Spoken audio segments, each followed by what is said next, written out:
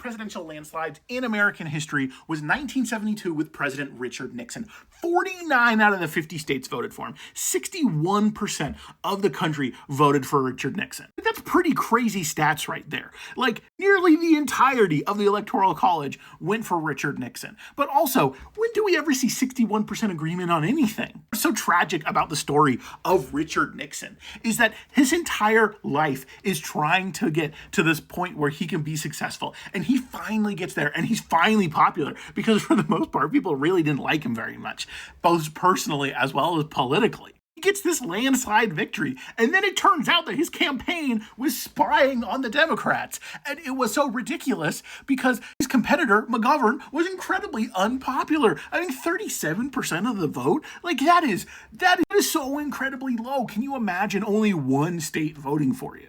He did a lot of good things, right? He helped us get out of Vietnam. He ended the draft in Vietnam. He did a lot of good stuff while president. And then his entire legacy now is just Watergate for an election that he won in a landslide. And they had no business of doing that, even if that wasn't completely ridiculous and illegal. It was just completely unnecessary. And that's all anyone is ever going to remember him for.